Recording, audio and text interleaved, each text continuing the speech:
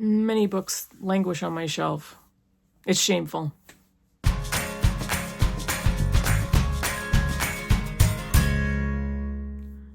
Hey BookTube, it's Kim at Middle of the Bookmarch, and I don't do many tags these days, but I decided to steal this one from Priscilla from Evening Reader. This is the 10 Untouched Books Tag, and she did this tag based on being tagged, I believe, by Rainier Books, and they did this as an original tag.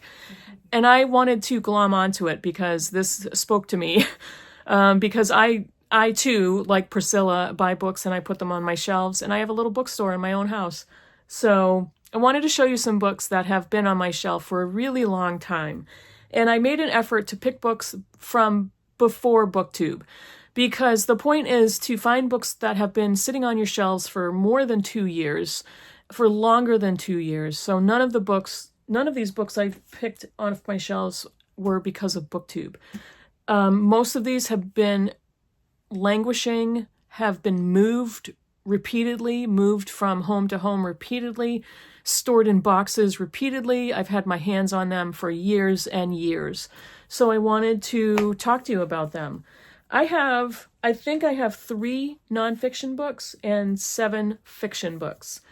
I don't know if I'm going to read them next year. I don't know if I'm even going to pick one up this year. I don't know.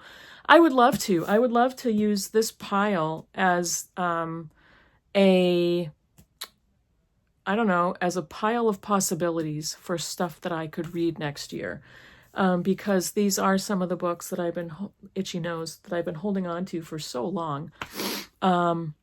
So let me show you what they are. This is one of the nonfictions. This is When Breath Becomes Air by, I hope I pronounce his name correctly, Paul Kalanithi. This has been on my shelf forever, and I think one of the reasons I don't want to pick it up is because it's sad. This was published in 2016. When Breath Becomes Air is the story of Kalanithi, who was a neurosurgeon diagnosed with stage 4 lung cancer. One day he was a doctor treating the dying, and the next he was a patient struggling to live. This chronicles his transformation from a naive medical student, possessed, as he wrote, by the question of what, given that all organisms die, makes a virtuous and meaningful life. He was a neurosurgeon at Stanford, and he died in March of 2015, and he talks about what makes life worth living in the face of death. So it's a pretty short book, too. I would love to get to this. I've heard just stupendous things about it. I don't think in 6 years on BookTube I've ever used the word stupendous. So, fun fact. So, When Breath Becomes Air by Paul Kalanithi. I would love to get to that. Another nonfiction book. Gosh, good Lord. This was published in 1997. I didn't buy it in 1997, but I did buy it years and years ago. And it is a biography. Or an autobiography. Yeah, let me see. Is it an autobiography? It is. It's an autobiography. I have a friend who read this many years ago. This is a Pulitzer Prize-winning autobiography. This is Personal History by Katharine Graham. This has been on my shelf for so long. I think I've been intimidated to pick it up because of this woman, because of what she accomplished. I may be a little intimidated by her. I may be a little intimidated by her story. It was the woman who piloted the Washington Post through the crisis of the Pentagon Papers and Watergate. She tells her story, one that is extraordinary, both for the events it encompasses and for the courage, candor, and dignity of its telling. She was an awkward child who grew up in material wealth and emotional isolation. Her husband was a confidant to John F. Kennedy and Lyndon Johnson. He had a mental illness that caused his suicide. And she took on she took on a president and pressman's union as she entered the profane boys club of the newspaper business. I would love to read this. Again, I don't know why it's been on my shelf for so long. I really want to find out more about her. I want to learn about her experiences in the newspaper business. Let me pull out the other nonfiction book and then I'll get to the fiction. This is another book that my daughter was taught in excerpts in school, again, during COVID. And this one was published in 1999. This is an extremely well-known nonfiction book of history, also winner of the Pulitzer Prize. And this is Guns, Germs, and Steel by Jared Diamond. The subtitle is The Fates of Human Societies. I really do want to read this, and I'm not a big nonfiction reader, but I do want to pick this one up. I was there when she was reading it over Zoom meetings for school, and I was there when she was doing assignments based on the excerpts that her teachers pulled out of this book, and it sounded fascinating. Let's see. This doesn't have a description on the back. It just has a lot of reviews. One of them says, let's see. By at last providing a convincing explanation for the differing developments of human societies on different continents, the book demolishes the grounds for racist theories of history. Its account of how the modern world was formed is full of lessons for our own future. It's basically history, and the excerpts that I was aware of talked about the colonization of our country, what immigrants to this country back, centuries ago did to indigenous peoples, and so on and so on. So I am really, really interested in that nonfiction book of history, even though nonfiction is not my first love. So let me show you the novels that I say I want to get to them, but I haven't so far. This one was published, I've had this forever. This one was published in 2002. I don't know why. This woman is so famous, and she's only written 3 novels, and I believe this was her first one. This is The Little Friend by Donna Tartt. This book, it's kind of falling apart. I bought this used. It's a little ratty. The spine is a little crooked. But Donna Tartt's only written 3 novels, and each one has like 10 friggin' years in between. Maybe, I don't know if she's going to come out with a 4th book. Her last book, The Goldfinch, was incredible. That was her last one. I read The Secret History. I've never read this one, and I don't know why. In a small Mississippi town, Harriet Cleve Dufresne grows up in the shadow of her brother, who, when she was only a baby, was found hanging dead from a black tupelo tree in their yard. His killer was never identified, nor has his family in the years since recovered from the tragedy. Dark, yep. Depressing, yep. Maybe that's why I haven't picked it up. I don't know. Maybe, I don't know. I also have this on my Kindle. I don't really have any excuse, but it's definitely a book I really want to read. This one it's not a series, but this is the second book. Maybe it's a series. Series by proxy, I guess. This I bought used at a former library sale. This was published in 2001. This is Portrait in Sepia by Isabel Allende. This book is the chronological one after Daughter of Fortune, which I read a while ago and loved. I love Allende's writing. She is a Chilean author. I don't know if this is translated. Let me see.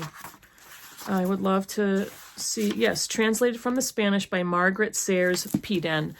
And I really want to get back to the story of Daughter of Fortune. And this book is second. And then House of the Spirits, which was Isabel Allende's first novel, is chronologically third in this one. So this is recounted in the voice of a young woman in search of her roots. Portrait in Sepia or Sepia, is a novel about memory and family secrets. Aurora Davali suffers a brutal trauma that shapes her character and erases from her mind all recollection of the first 5 years of her life. Raised by her ambitious grandmother, the regal and commanding Paulina Davali, Aurora grows up in a privileged environment, free of the limitations that circumscribed the lives of women at that time, but tormented by horrible nightmares. When she is forced to recognize her betrayal at the hands of the man she loves and to cope with the resulting solitude, she decides to explore the mystery of her past. Like I said, I love her writing and eager to get back to that story. I love Toni Morrison, and this is one of her books I've never read. I've read several. This is Tar Baby, and This I got used again. This is all falling apart. It's all taped up and everything. But have never read this book. Have had it forever. This was published in where is it? 1981. Tar Baby is a magnificent novel from one of the most acclaimed authors of our time. Absolutely. It is the story of the love affair between a black model molded by white culture and a black man who represents everything she fears and desires.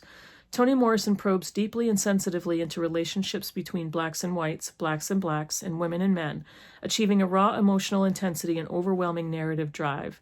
A novel of hypnotic lyrical beauty, I believe all of hers are, Tar Baby reveals all the shades of feeling as it explores the full spectrum of choices facing women and men in a black and white world.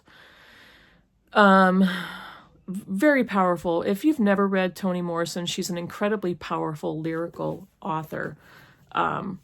Just absolutely gorgeous prose, strong, provocative, important stories. So yes, please read that. This one is a classic. This one is like an actual classic, not just a modern classic, which a few of my novels are. This is a Russian classic, and that's probably why I haven't read it, because Russian classics intimidate me. Yes, I am able to be intimidated. This is The Brothers Karamazov by Fyodor Dostoevsky, and I don't know what to say. I don't know. Yeah, it's scary. I want to read these books so bad, but sometimes they're scary. This is a murder mystery, a courtroom drama, and an exploration of erotic rivalry in a series of triangular love affairs involving the wicked and sentimental Fyodor Pavlovich Karamazov and his 3 sons, the impulsive and sensual Dmitri, the coldly rational Ivan, and the healthy red-cheeked young novice Alyosha. Through the gripping events of their story, Dostoevsky portrays the whole of Russian life, its social and spiritual strivings, in what was both the golden age and a tragic turning point in Russian culture. I would love to get to this. I don't know when, and I don't know how, but I would love to get to it. This is a book I've talked about before. I think this is one of those bucket list books that I have. This is Doris Lessing's The Golden Notebook. Some of these, I mean, yes, I've had forever, and they're important to me. These are books that even though I haven't read, I would not get rid of. I would not unhaul. This is important to me. These I think are all, bucket list books. You know, I could say that a little bit lightly for some of them, not so lightly for others. And I've had this forever. Doris Lessing. When was this published? Oh gosh, I don't know. It was published in 1962. I may have had it that long. No, I've had this probably for decades on my shelf. It's embarrassing. Anna is a writer, author of one very successful novel who now keeps 4 notebooks. In one, with a black cover, she reviews the African experience of her earlier years. In a red one, she records her political life, her disillusionment with communism. In a yellow one, she writes a novel in which the heroine relives part of her own experience. And in a blue one, she keeps a personal diary. Finally, in love with an American writer and threatened with insanity, Anna tries to bring the threads of all 4 books together in a golden notebook. That just sounds fascinating to me, and yet there it is, still unread. This one is a book that was an Oprah pick, and I, thank goodness, found a used copy that is almost brand new, that does not have the Oprah stamp on the front, those non-removable graphic stickers. This is White Oleander by Janet Fitch, and I used to follow all the Oprah winners. Wally Lamb was, I believe, one of the first and one of my favorite authors. This was published in 1999. Yeesh. And I believe this was made into a movie.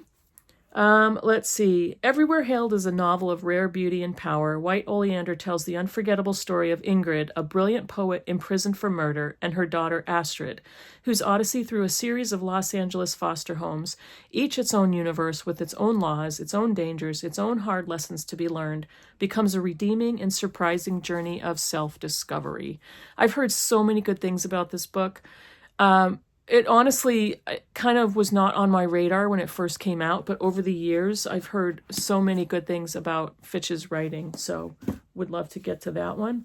This is a book that it lives up here on my shelves, so I see it all the time. And it's like, why don't I pick that up? Why am I picking up some of the other books that I've picked up? This is the same. This is the same thing. And this is a book that has been around forever. One of my favorite authors, a magnificent author in my opinion, except for her last book, which I hated, her last novel. I don't know if it's her last one. This one was published in, where's the date? 1996. I've had this for, could be going on 20 years. I don't remember. This is Alias Grace by Margaret Atwood. This hardcover edition, I slipped off the slip cover, and this is what the naked hardback looks like. It's absolutely gorgeous. This is the picture on the front. That's the spine. This is a beautiful bookish object. I don't think I would ever not put the dust jacket back on it. That's just how I roll. I read books with the dust jacket still on them. Once in a while, if it's a really thick hardcover book, I'll take it off. But I probably won't with this one. This is, let's see. Atwood takes us back in time into the life and mind of one of the most enigmatic and notorious women of the 19th century. Grace Marks has been convicted for her involvement in the vicious murders of her employer, the wealthy Thomas Kinnear, and of Nancy Montgomery, his housekeeper and mistress. Some believe Grace is innocent. Others think her evil or insane. Now serving a life sentence after a stint in Toronto's lunatic asylum, Grace herself claims to have no memory of the murders. And I believe this is kind of interviews. Dr. Simon Jordan, yeah, he listens to her story, and I think it's some like interview type format. I don't know. I might be wrong. Again, sitting on my shelf forever. This whole pile of books are books that I've moved repeatedly, that I've moved from house to house to house, have been in boxes, have been on my shelves, whatever it is. So those are the 10 books that would be nice to get to in 2026. Maybe I'll get to some of them. That would be nice. Maybe for my 6th year. Actually, I'm going on 6 years. Is next year my 7th year? I can do math. I started in 2019 at the very end of the year.